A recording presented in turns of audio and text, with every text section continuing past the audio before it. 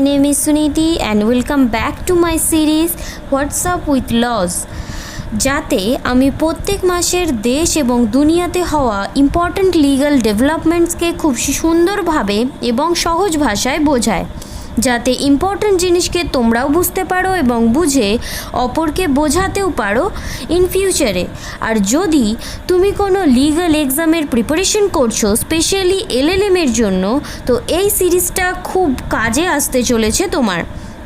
আমাদের first case হলো sub classification of SC, state of Punjab and others versus Devinder Singh and others, যাতে supreme কোর্টের 7 জাজেসের bench 6.1 এর রেশিও মেজরিটিতে জাজমেন্ট দেয়। এই কেসে প্রশ্ন উঠেছিল যে পুরো শিডিউল কাস্ট কমিউনিটিকে একইভাবে ট্রিট করা উচিত, নাকি তাদের স্পেসিফিক নিডস এবং কন্ডিশনসকে নজরে রেখে তাদের রিজার্ভেশনস প্রোভাইড করতে হবে। বেসিক্যালি এই প্রশ্ন ছিল যে শিডিউল কাস্টের সাব ক্লাসিফিকেশন অ্যালাউড আছে কি নেই। তো এই কেসে সুপ্রিম কোর্ট 3টে ইম্পর্টেন্ট জিনিস বলে। ফার্স্ট হলো সুপ্রিম কোর্ট বলে শিডিউল কাস্ট একটা হোমোজেনেরিয়াস ক্লাস নয়, এতে ডিফারেন্সেস আছে। তো স্টেট শিডিউল কাস্টকে আলাদা আলাদা ক্যাটাগরিতে মানে তার সাব ক্লাসিফিকেশন করতে পারে। সেকেন্ড, শুধু কিছু মানুষই আছে যারা এসসি এসটি রিজার্ভেশন এর লাভ ওঠায়, আর এটা স্টেটসের ডিউটি যে সে পিছনে থাকা কমিউনিটিসকে প্রেফারেন্সিয়াল ট্রিটমেন্ট দেবে। থার্ড, কিছু জাস্টিসেস এটাও বলেন যে স্টেটের একটা পলিসি ফর্মুলেট করা উচিত যাতে এসসি এবং এসটি ক্যাটাগরির যারা ক্রিমি লেয়ারের মানুষ আছেন তাদের আইডেন্টিফাই করে তাদের অ্যাফার্মেটিভ অ্যাকশনস থেকে আলাদা করা যেতে পারে, আর এটাই ট্রু ইকুয়ালিটি অ্যাচিভ করার উপায়। এটা খুবই ইম্পর্ট্যান্ট কেস, আর এটাতে তোমরা সুপ্রিম কোর্টের এসসি এসটির সাব ক্লাসিফিকেশন কেস নামেও মনে রাখতে পারো। সেকেন্ড কেস হলো আমাদের changes in Waqf law. Central government পার্লামেন্টে ওয়াকফ অ্যামেন্ডমেন্ট বিল প্রেজেন্ট করে যাতে 29 ইয়ার্স ওল্ড ওয়াকফ অ্যাক্টকে 1995-এ 40 চেঞ্জেস প্রপোজ করা হয়, including its governance and regulation. তো আগে আমরা বুঝবো ওয়াকফ প্রপার্টি কী, তাহলে আমরা বুঝবো ওয়াকফ অ্যামেন্ডমেন্ট সম্বন্ধে, তারপর আমরা পরে বুঝছি যে ওয়াকফ অ্যামেন্ডমেন্ট সম্বন্ধে। তো ওয়াকফ একটা রিলিজিয়াস বা চ্যারিটেবল পারপাসের জন্য permanently in the name of god দান করা কোনো মুভেবল বা ইমুভেবল প্রপার্টি হতে পারে, যাকে ওয়াকফ বোর্ড ম্যানেজ করে, আর এর যেসব প্রসেস আছে ওটা ডিফারেন্ট জিনিসে কাজে আসে। একবার কোনো প্রপার্টি যদি ওয়াকফ হয়ে যায় তো তাকে পুনরায় আর ফেরত নেওয়া যায় না। ফর এক্সাম্পল, দেশের যে বড় মসজিদ আছে এটা ওয়াকফ প্রপার্টিস, যাকে ওয়াকফ বোর্ড ম্যানেজ করে। এইবার আমরা প্রপোজ অ্যামেন্ডমেন্টস এর কথা বলি। ফার্স্ট, ওয়াকফ বোর্ডে ওমেন রিপ্রেজেন্টেশন ম্যান্ডেটরি করা হয়েছে। সেকেন্ড, ট্রান্সপারেন্সির জন্য ওয়াকফ বোর্ডকে নিজের সমস্ত প্রপার্টির ক্লেমসের ভেরিফিকেশন করাতে বলা হয়েছে।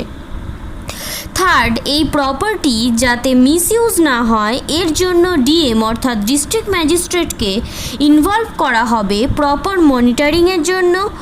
নেক্সট কেস হলো এই জাজমেন্ট যার সবাই খুবই প্রশংসা করেছে, আর এটা হলো এনরোলমেন্ট ফির issue. Gaurav Kumar versus union of ইন্ডিয়ার কেস।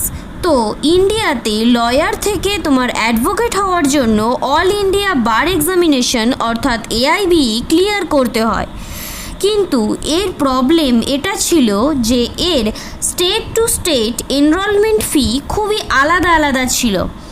দিল্লিতে যদি 15,000 হয় তো ওড়িশাতে 40,000, আর এই নন ইউনিফর্মিটিকে দেখে সুপ্রিম কোর্টের 3 জাজেসের বেঞ্চ এই কেসে বলে যে স্টেট বার কাউন্সিল বা বার কাউন্সিল অফ ইন্ডিয়ার অ্যাডভোকেটস অ্যাক্ট 1961-এ দেওয়া যে এনরোলমেন্ট ফিস আছে জেনারেলদের জন্য 750 রুপিস এবং এসসি এসটিদের জন্য 125 রুপিস। এর বেশি তুমি এনরোলমেন্ট ফি চার্জ করতে পারো না। এই জাজমেন্ট প্রসপেক্টিভ ইন নেচারের, রেট্রোস্পেক্টিভ ইন নেচারের নয়। মানে কি হলো এটার? জাজমেন্ট আসার আগে যদি তুমি বেশি এনরোলমেন্ট ফি দিয়ে দিয়েছো তো তার রিফান্ড ক্লেম করতে তুমি পারো না, কিন্তু জাজমেন্ট আসার পরে কেউ তোমার থেকে বেশি এনরোলমেন্ট ফি চাইতে পারে না। আশা করছি তোমাদের প্রসপেক্টিভ ইন নেচার এবং রেট্রোস্পেক্টিভ ইন নেচারটা ক্লিয়ার হয়েছে। আমাদের নেক্সট কেস হলো এই পুরো ইয়ারের one of the most important and landmark judgment, যাতে সুপ্রিম কোর্ট বলে রয়্যালটি ইজ নট ট্যাক্স। দেখো, পুরো দুনিয়াতে India is one of the mineral producing country.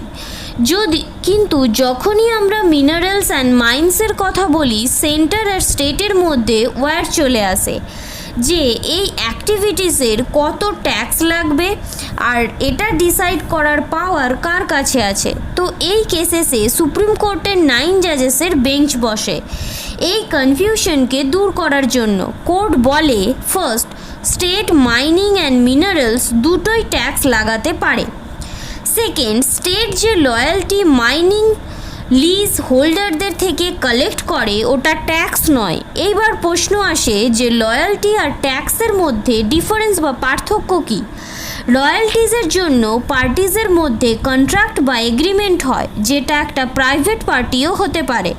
For example, যদি কোনো নিউ মুভিতে কোনো স্পেসিফিক আর্টিস্টের পুরনো মিউজিককে ইউজ করার থাকে, তো ওই আর্টিস্টকে রয়্যালটি পে করতে হয় আর ট্যাক্স ইম্পোজ করা হয়, যাতে ওটা থেকে যে টাকা আসে ওটা পাবলিক পারপাসের জন্য ইউজ হতে পারে।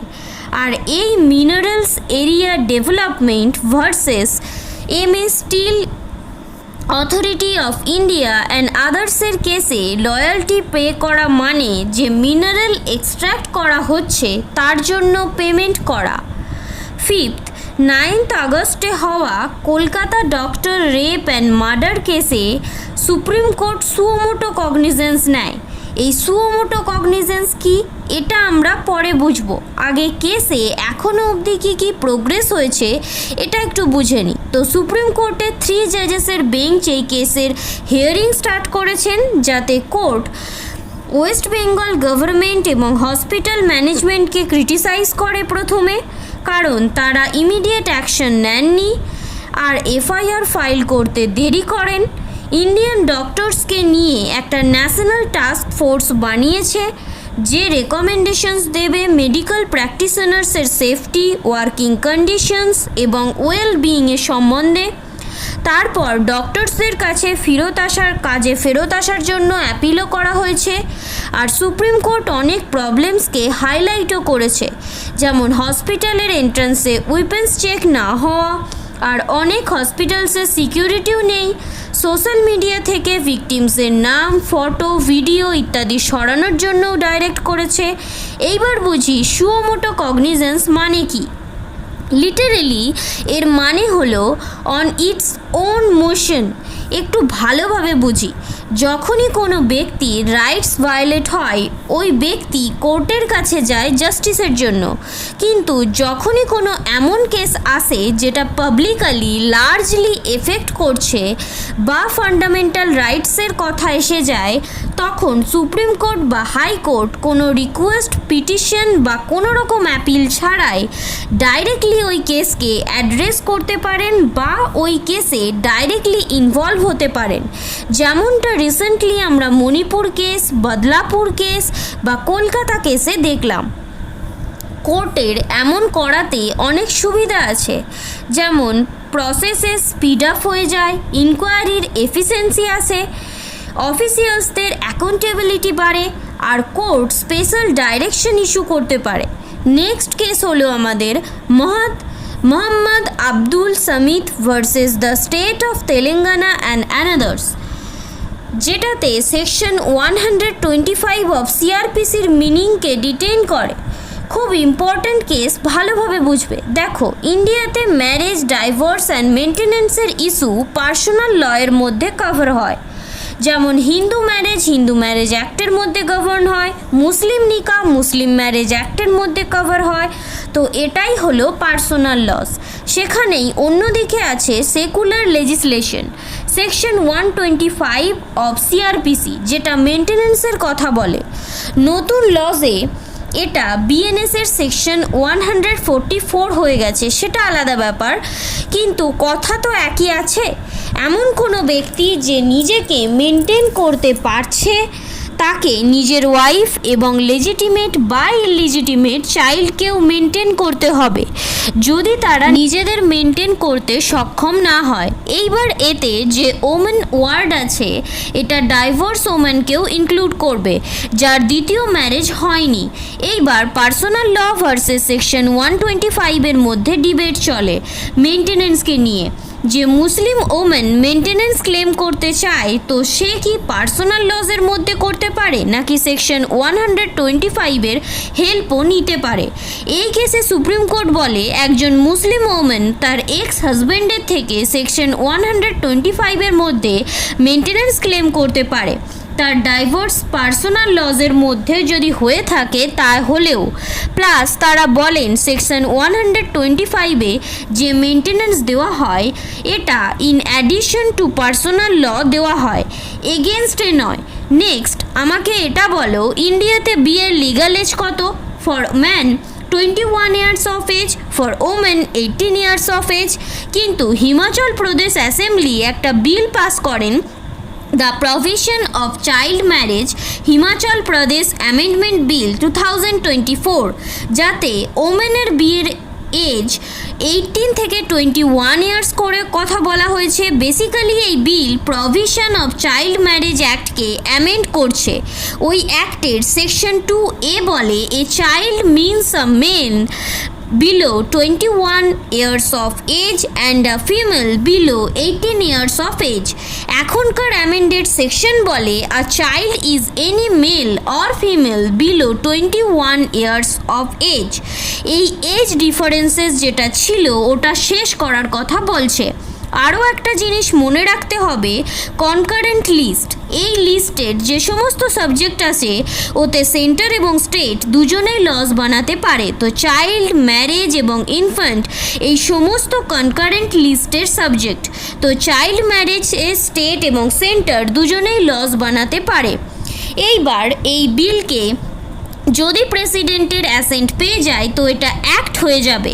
এইবার খুব ইম্পর্ট্যান্ট একটা জিনিস, ধরো কোনো বাচ্চার সাথে সেক্সুয়াল অ্যাসল্ট হচ্ছে আর তুমি জানো, তার সত্ত্বেও তুমি রিপোর্ট করনি, তো এটা অবশ্যই একটা পানিশেবল অফেন্স। এমনই ঘটনা ঘটে মহারাষ্ট্রের বদলাপুর স্কুলে, যেখানে 4 বছরের একটা বাচ্চাকে ক্লিনিং স্টাফে সেক্সুয়ালি অ্যাবিউজ করে। পরে তার উপরে এফআইআর ফাইল হয়, তাকে অ্যারেস্ট করা হয়। কিন্তু বম্বে হাইকোর্ট নোট করেন যে এফআইআরের পরে বোঝা যাচ্ছে স্পষ্ট যে এই ইনসিডেন্ট সম্বন্ধে স্কুল জানতে পেরে গিয়েছিল, তারপরেও রিপোর্ট করেননি।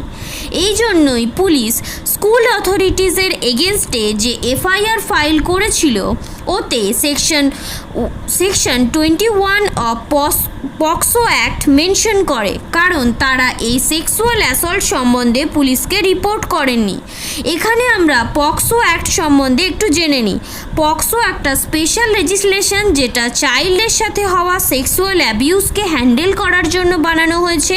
এই অ্যাক্টের section 21 punishable for failure to report or record a case সম্বন্ধে বলে। এই সেকশনের ক্লজ 1 বলে, যদি কোনো ব্যক্তি চিলড্রেনের এগেনস্টে হওয়া অফেন্সেসকে রিপোর্ট না করে বা এমন অফেন্সেসকে রেকর্ড করতে ফেলিওর হয়, তো তার 6 মাসের জেল, ফাইন বা দুটোই দেওয়া যেতে পারে। সেখানেই ক্লজ 2 বলে, যখন কোনো পার্সন কোনো কোম্পানি বা ইনস্টিটিউশনের ইনচার্জ আছেন আর অফেন্সেসকে রিপোর্ট করেননি in respect of a subordinate under their control, তো তার 1 বছরের জেল বা ফাইন বা দুটোই হতে পারে। এটা একটা বেলেবল অফেন্স। সো ফ্রেন্ডস, এটাই ছিল পুরো মাসের কিছু ইম্পর্ট্যান্ট লিগাল আপডেটস। আর এই ভিডিওস রিলেটেড বা অন্য কোনো লিগাল টপিকস রিলেটেড তোমাদের কোনো রকম কোনো যদি ডাউট থাকে বা আমার জন্য কোনো সাজেশনস বা ফিডব্যাক থাকে যে আমি কিভাবে আরও বেটারভাবে ভিডিওস বানাতে পারি, তো do let me know in comment section. I will write back to you. That's it for now. আর এরকমই লিগাল ভিডিওসের জন্য আমার চ্যানেলটিকে সাবস্ক্রাইব করে পাশে থাকা বেল বাটনটা হিট করে রাখবে। That's it for now. Till then, take care. See you in the next class.